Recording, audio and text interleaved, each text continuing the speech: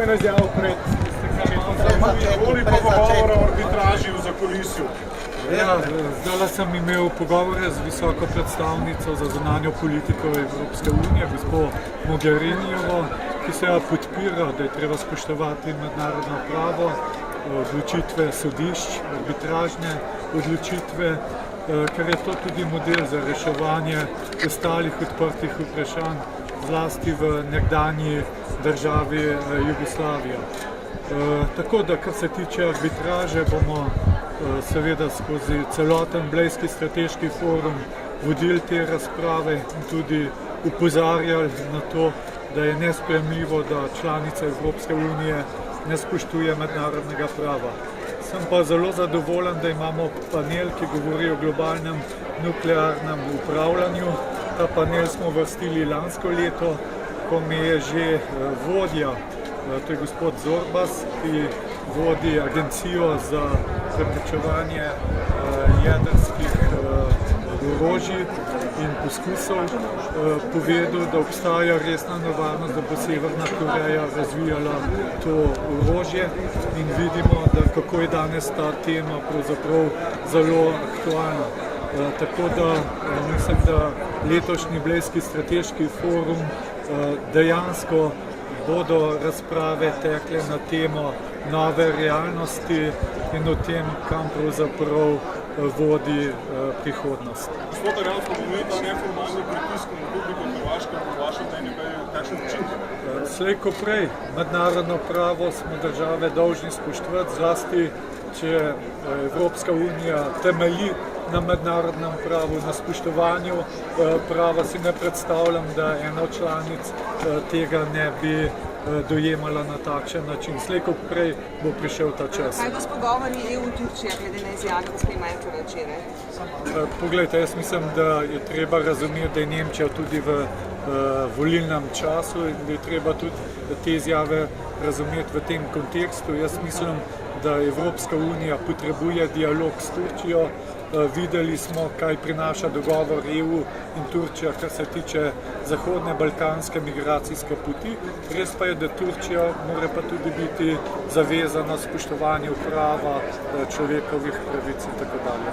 Hvala, lep dan. Nika, pridi sem za mano, šta glavo se ne stigma. Pridi sem za mano. Gled moju glavo. To je vse za nek dobro. Hvala. Ja, nisem če.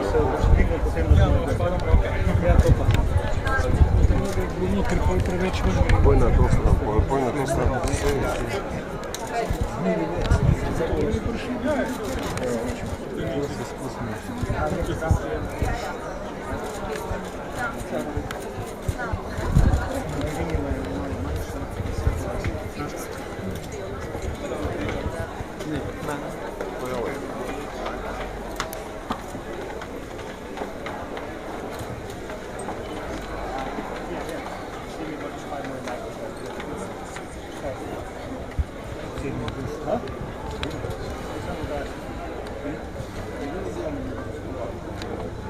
Čak, ti ga dam pol nazaj, šta imaš? Znaš da je mi? Čak, sam da vidim. Ok.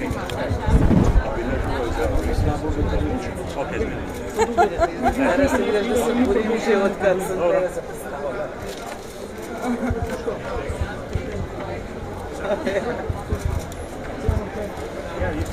To je samo pravi.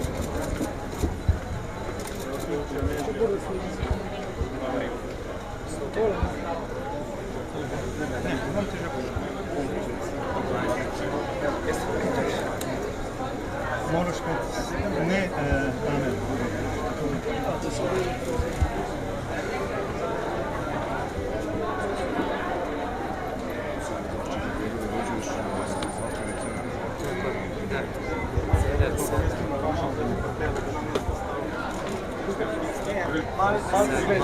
Timmermans. Ova. Aha.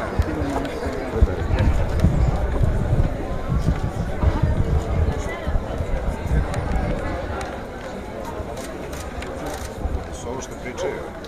Tule, prosim. Hvala. ustaviti? Kje se ustaviti, ne? Ja. Gor, daš. Dobro. Stec.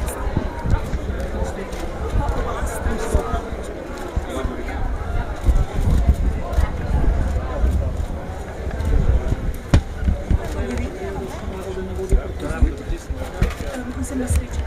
Vidimo, še vedno ni bilo. Še ne mogla že biti 20 minut. Dobar dan. Dobar dan.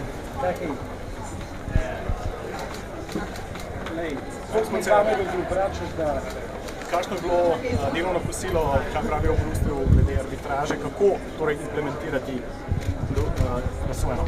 S prvim podpredsednikom Evropske komisije, gospodom Timmermansom, smo imeli zelo dober, konstruktiven razgovor. Poudaril je, da komisija še vedno stoji na povsem istem, torej nespremenjenem stališču, da je treba arbitražno odločbo spoštovati in tudi implementirati. Takšno bo tudi stališče komisije v prihodnjih tednih in mesecih. Pojasnil pa sem seveda, da Slovenija se pripravlja na implementacijo in da ponuja roko Hrvaški, da to seveda storimo skupaj.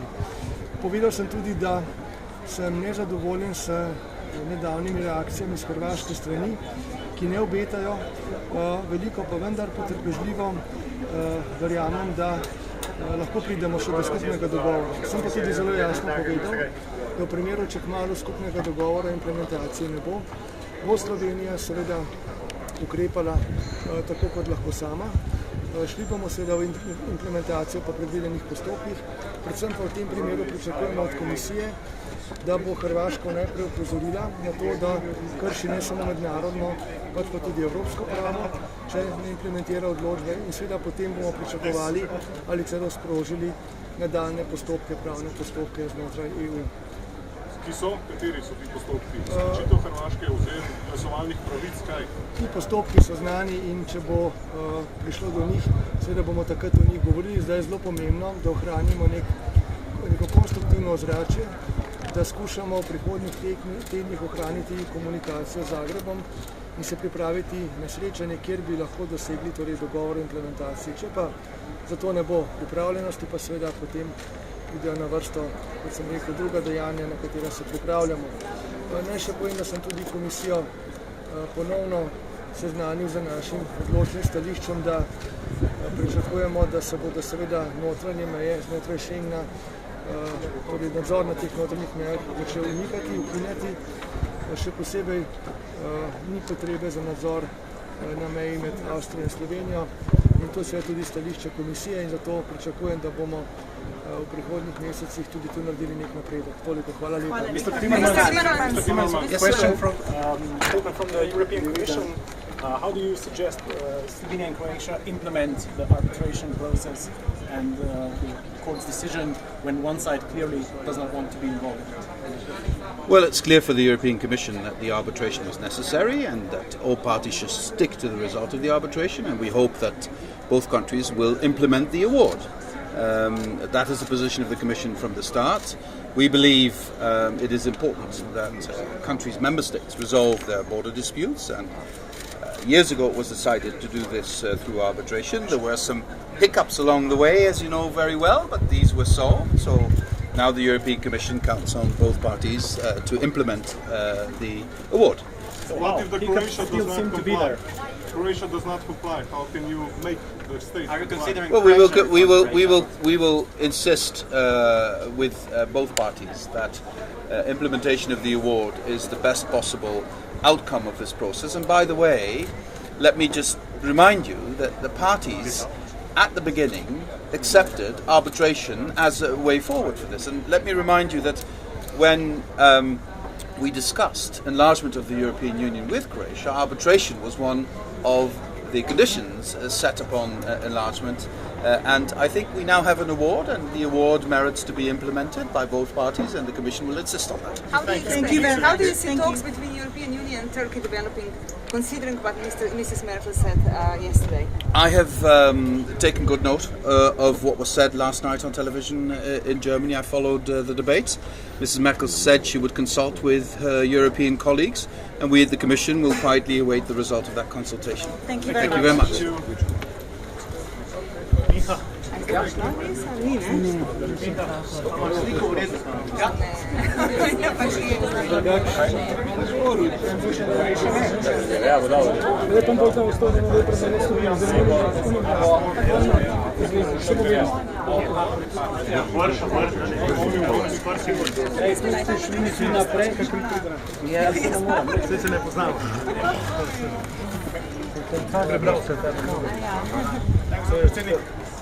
Vprašanje. Ste se ki pogovarjali danes tudi vi dvostransko o arbitraži, kako torej implementirati, kar je razsodilo sodišče, Hrvaška očitno ne upošteva nikogar in ničesar pri tej zadevi? No, na koncu bo sodba uveljavljena. Zdaj gre za vprašanje, kako to doseči. In ker verjamem, da je zelo pomembno, da se tako kot je bil sklenjen sporazum po mirni poti, tudi uveljavi po mirni poti, bi zaenkrat svetoval potrpežljiv dialog s hrvaško stranjo. Mednarodno pravo je na naši strani, večina mednarodne skupnosti je na naši strani, zato ker je na strani mednarodnega prava in to omogoča Sloveniji neko prožno potrpežljivost, ki mora biti zelo jasno usmerjena k temu, da se Hrvaško po mirni poti pripelje do tega, da spremeni stališče. Ali to pomeni, da počakate Hrvaško na prvo akcijo? Ono Mogherini, ja? Ja. Samo glasno. Evo, Samo malo se spusti malo. Maš? Maš? V Beš. Beš rekel. Aj, Beš ti. Aj, Beš ti. Nisem, ja.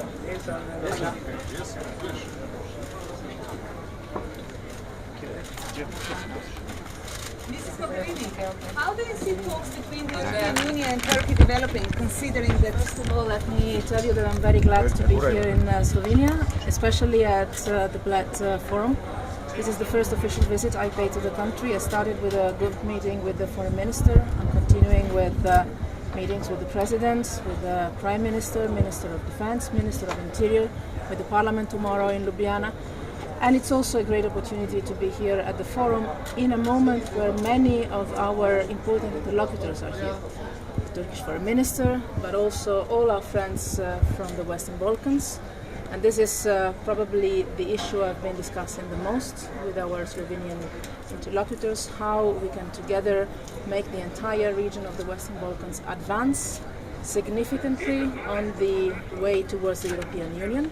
All the 6 Western Balkan partners we have, and I'll discuss this further today. And let me also tell you that later this week we will have a meeting of all the foreign ministers of the European Union member states in Tallinn, where on the top of our agenda there will be the situation in the Korean Peninsula. And here in Bled you have 2 important players on this file, on the nuclear non-proliferation file.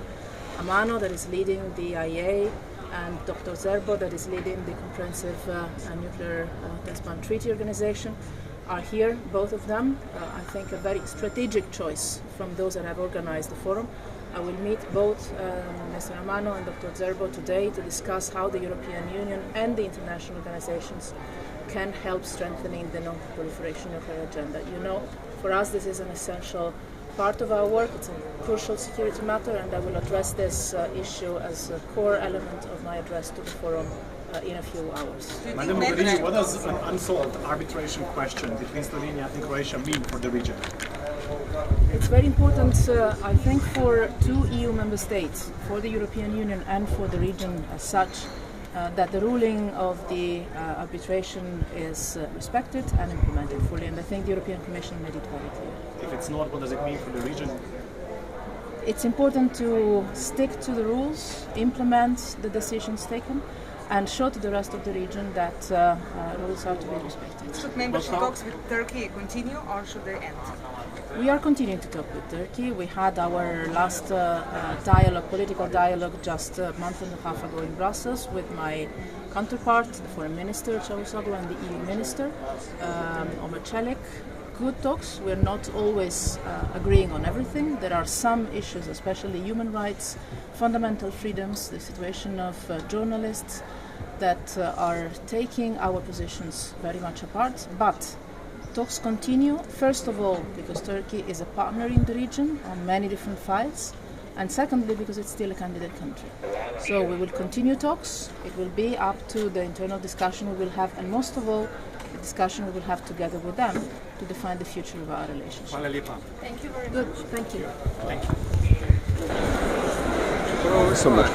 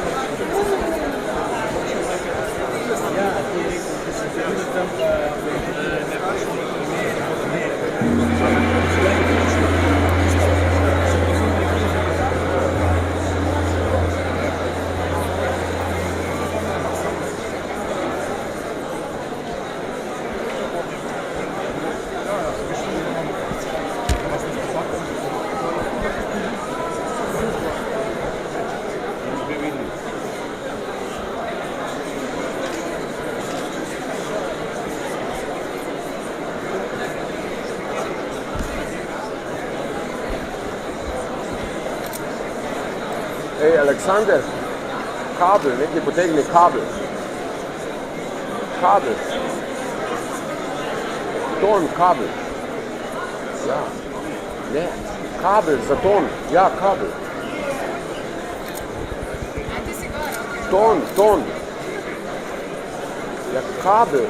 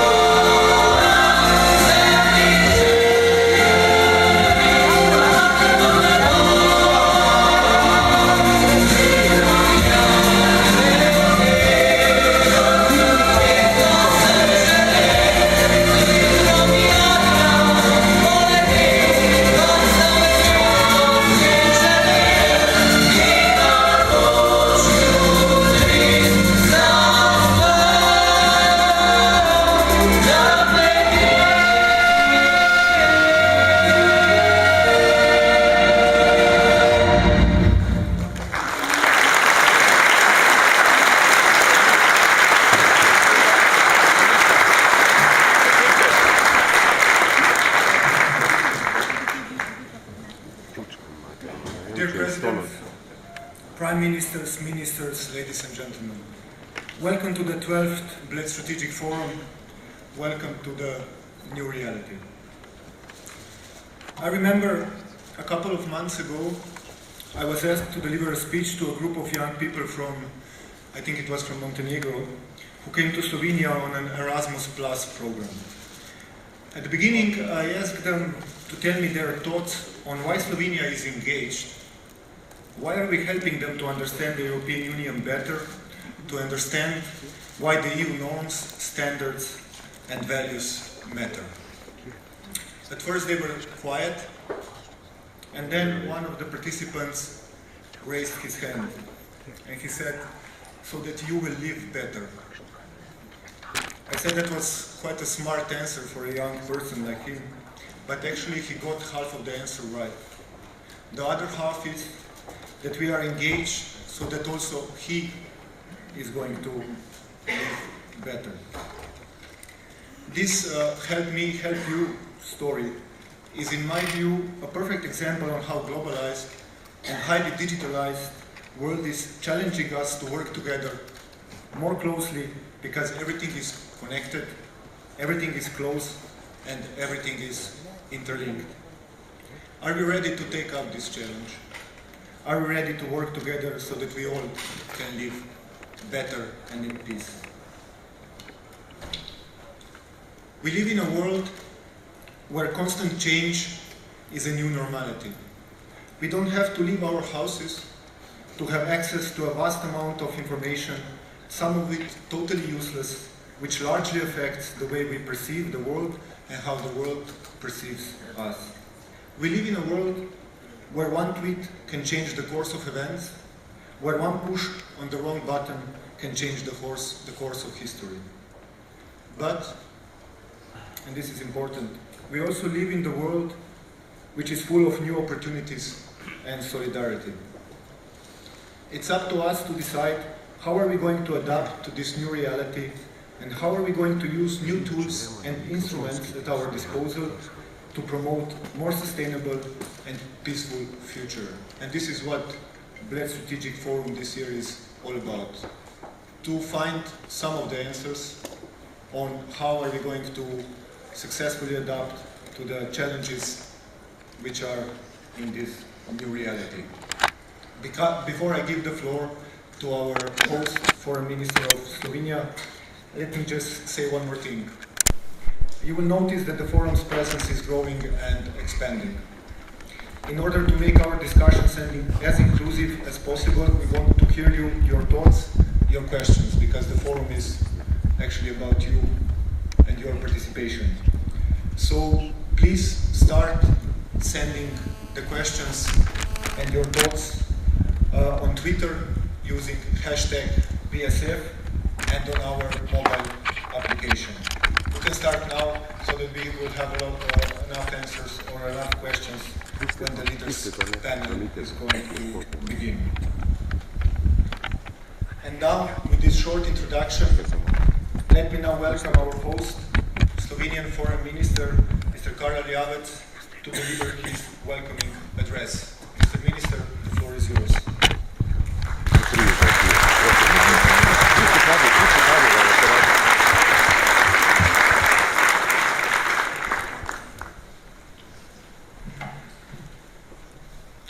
Excellencies, ladies and gentlemen, dear guests, dear friends, welcome to Slovenia, welcome to Bledu. It's my pleasure and honor to open the Bledu Strategic Forum 2017. This is my 6th forum, and I am very proud to see it grow and evolve. It has become a traditional late summer meeting point of decision makers from different fields of international relations. The growing number of participants and high-level guests who take time in their busy agendas to be with us clearly shows that forum is something we all need. We need the opportunity and incentive to talk about the new reality and above all to agree on our future steps. So what does the new reality mean? It means constant and dynamic change. This is the time when Europe is thinking very hard about its political, economic and geographical future. On a global scale, we are facing new international actors, some of them promoting progress, some of them being radical and destructive. We are also facing new security challenges, including terrorism and weapons of mass destruction. Sadly, the human rights and basic freedoms are still put to the test. We still struggle to address climate change and its negative global impact. Again and again, we are presented with new technologies and new ways to spread information, opinions and beliefs. But despite of all this, I don't want the forum's discussion to focus only on threats, concerns and fear. We should dedicate the next day and a half to discussion on how to use these new realities to make a better future. In doing this, let us use the full potential of the basic rules that the whole international community agreed upon many decades ago. We should refrain from the use of force. We should cooperate to ensure prosperity and dignity for all. We should continue to respect and promote human rights, democracy and rule of law.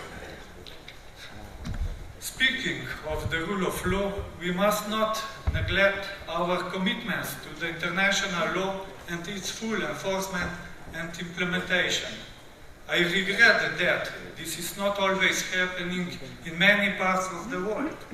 It's even more regrettable that international law and decisions of the international courts and tribunals are not respected within the European Union.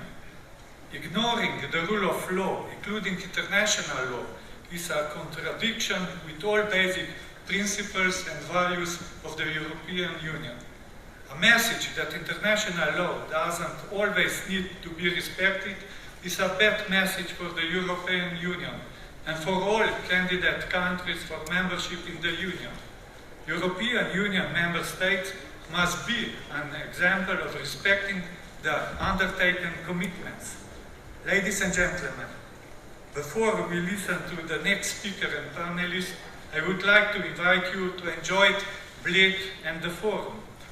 The dedicated team of organizers is taking care of that. As always, they work hard and did an excellent job for which we should highly commend them.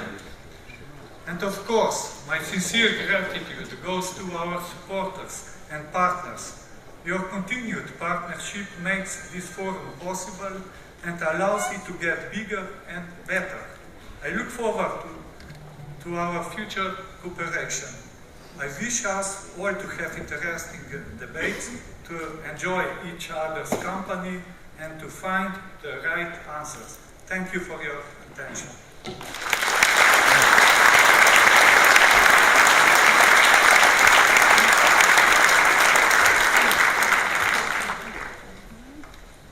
Thank you, Minister, for your words. Before I turn to our two keynote speakers, let me use this opportunity to thank the ones, as Minister said, which are actually the most important piece of the puzzle called Bledu Strategic Forum, our partners. Thank you again for helping us for the last 12 years.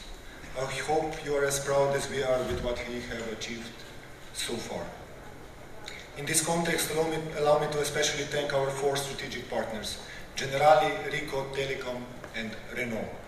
And last but not least, of course, let me thank my team, Matej, Neža, Sandra, and the whole team of the Center for European Perspective, volunteers, and all other people who have made this event possible. And now,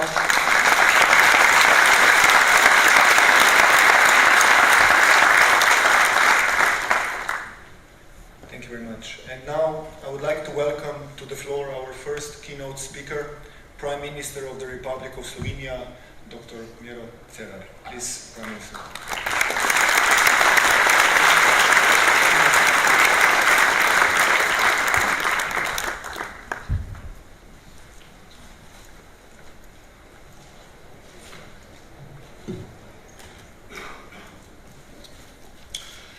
Dear Mr. President, Madam Prime Minister, dear Excellencies and other distinguished guests, ladies and gentlemen. Welcome to the Bledu Strategic Forum 2017. Ongoing globalization, climate change and other global challenges of our time are profoundly changing our societies and the way of life. Digitalization and new technologies are making the world smaller. They became the key driver of progress in society. In general, people and businesses have better opportunities than ever before. However, with these changes also came divisions and growing inequality. This has also resulted in general distrust of institutions and of mainstream politics. Moreover, we are faced with growing environmental problems and new challenges undermining peace and security around the world. All this is a new reality, especially for Europe, where in general we had decades of peace and prosperity. Ladies and gentlemen, the challenges we are facing demand new approaches. There are not many examples in the past that we can use. When I say challenges, I particularly mean the growing inequalities, climate change, and security issues. I'm aware that there are many more, but these influence every continent, every country, every society, and in the end, every individual. Challenges to our security are becoming a global problem. Very few places in the world have not been affected by various security threats. For example, terrorism has become a global issue. Therefore, most of the security threats of the modern world cannot be addressed separately or partially by any country, be it large or small. This is why deeper awareness of this phenomena is needed, as well as understanding to address them comprehensively. Climate change is a fact, and it has always been a global. What we do at one part of the planet will have consequences everywhere and for everyone. I cannot envisage a sustainable solution that would not include us all, be it post-industrial countries striving for green economy, or countries whose development is still largely based on exploiting natural resources. We must find a way for all to modernize in a sustainable way that would enable us to prosper without endangering our planet. As I have mentioned, globalization also brings divisions and inequality between countries as well as within them. These inequalities increase divisions and frustrations. Millions want to migrate to safer and more prosperous parts of the world. Many succeed in their striving for better life, and many more do not. I strongly believe that we must do much more to help these people to live safely and with dignity in their own countries. Prosperity and well-being for all in secure and healthy environment has to be the forefront of national and international political engagement.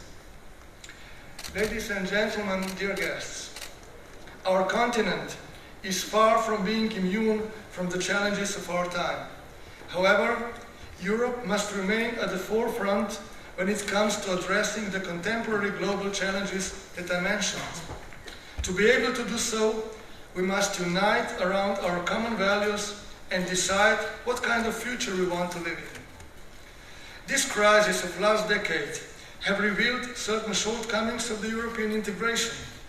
Some of those have already been successfully addressed, and some are still burdening us. One member even opted to leave the Union.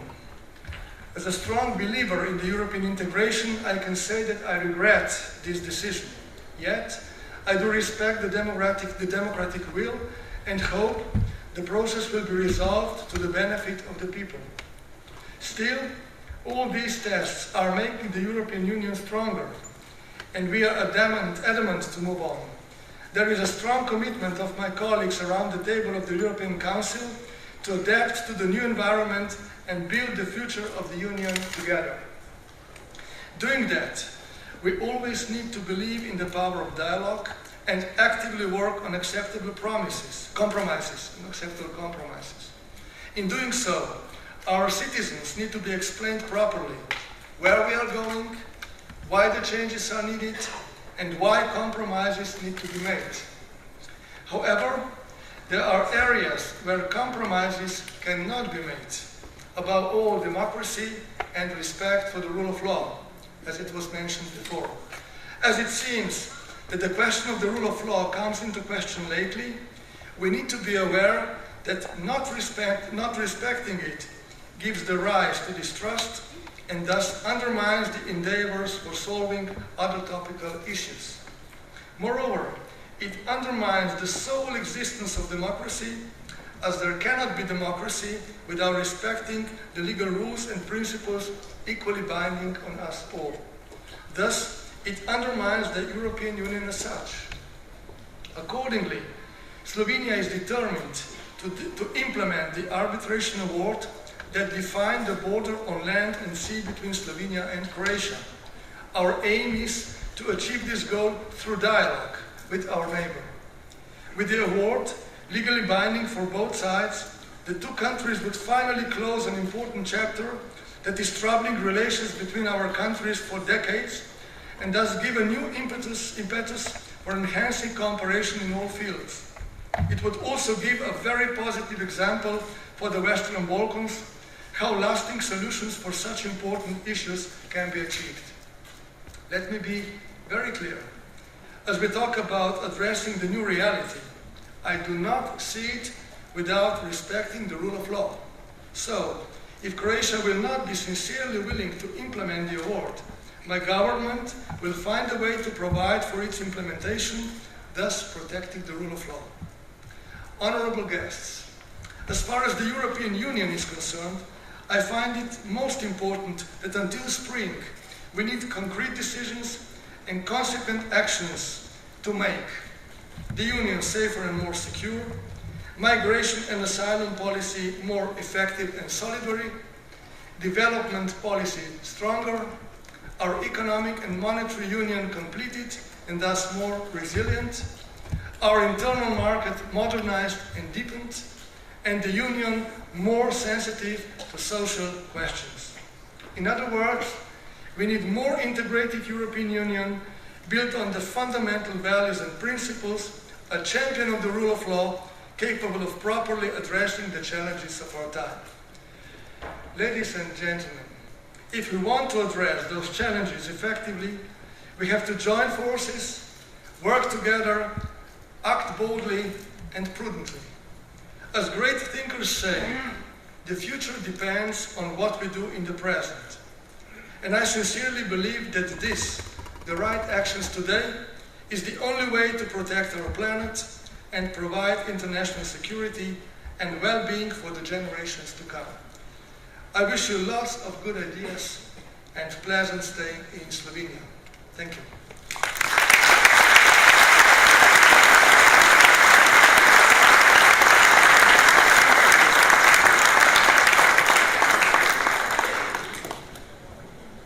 Thank you, Prime Minister, for your thoughts. And now I would like to invite our second and also the last keynote speaker before the leaders panel, the President of the Republic of Slovenia, Mr. Borut Pahor.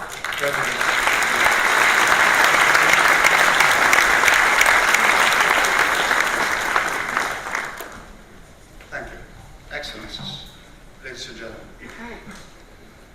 We were very concerned about the future of the European Union at last year's Bledu Strategic Forum. It seemed at that time that our trust in the common European future have never been so low, and resorting to national politics had never been more popular. This concern was so great that it did not reach only the political elites across the Europe, but it also directly affected the people across the Europe. At the end of 2016, it was completely clear to many of us that a common European future was not self-evident. it became clear that it must also be thought for an election and referenda. As for now, this has been successful. This year's series of election results restored hope that pro-European political forces all over Europe have not given up.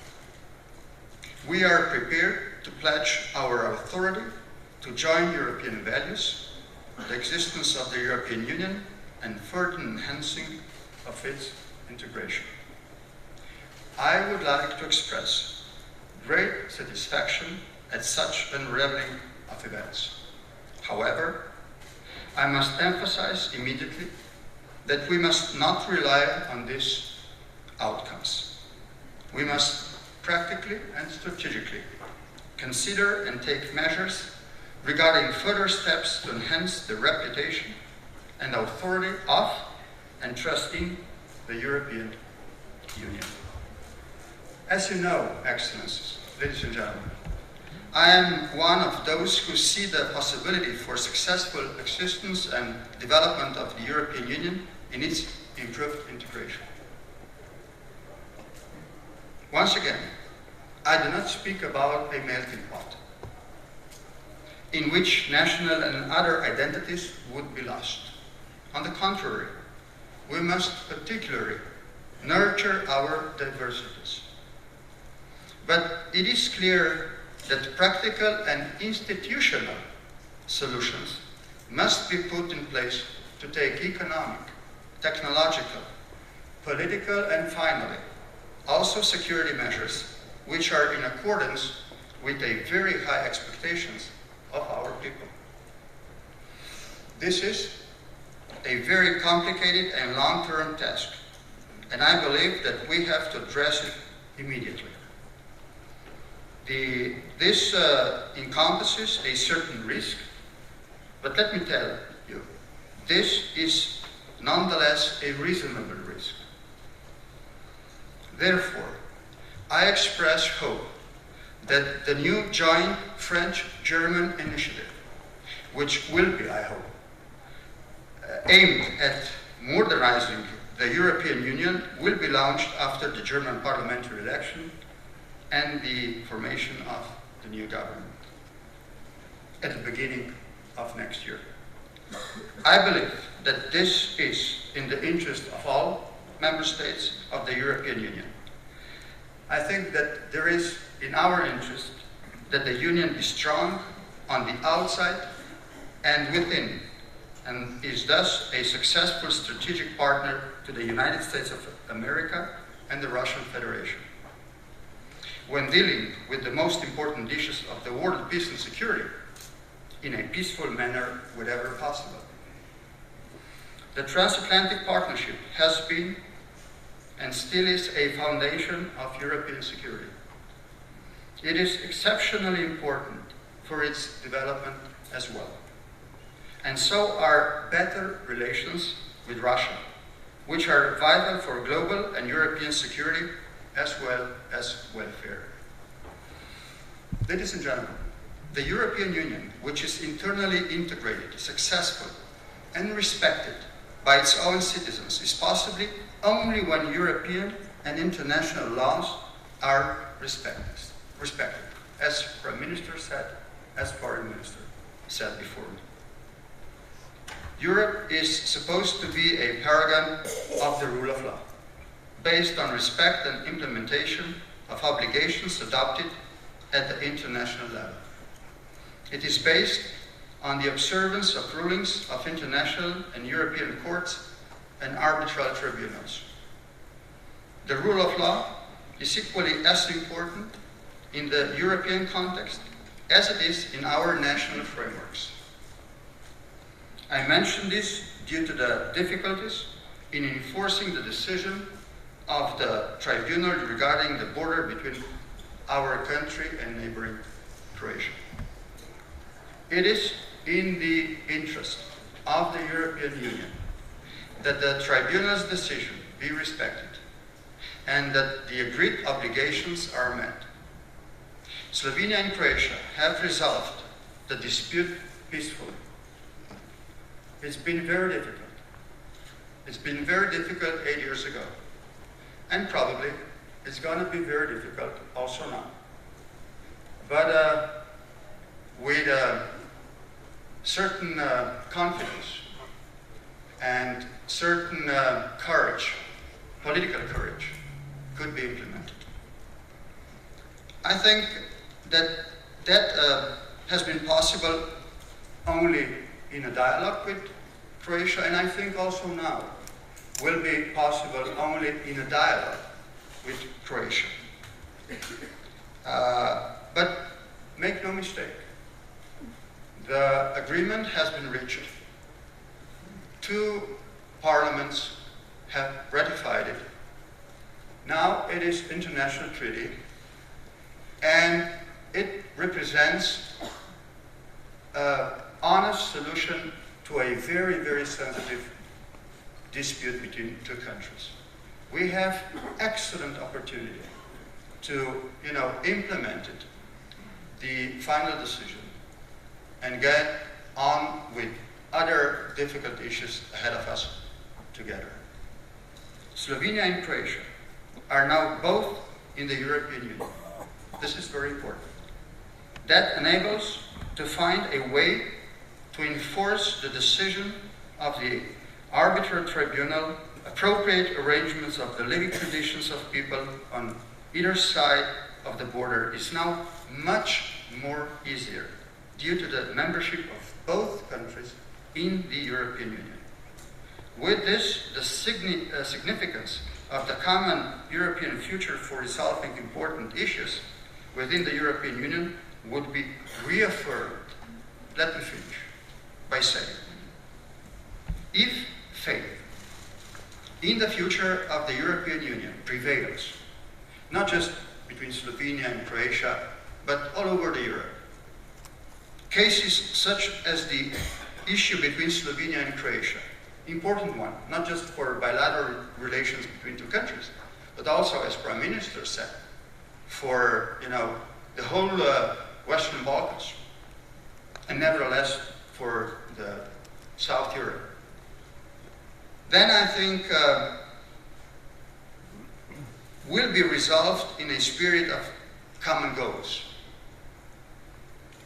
If there is no such faith of certainty in the common future, I am worried that solutions will be sought in nationalisms, which will instigate fear and hatred. And there is no need and no space for that. We have thus found ourselves at a crossroads. The conditions are favorable enough to head decisively in the direction of a reformed Europe with somewhat more political courage, with hope that this direction will be chosen for the benefit of all of us, for the benefit of children of all of us, which will also ensure a safe future for everybody. I welcome you to Bledu Strategic Forum, and I wish you all the best.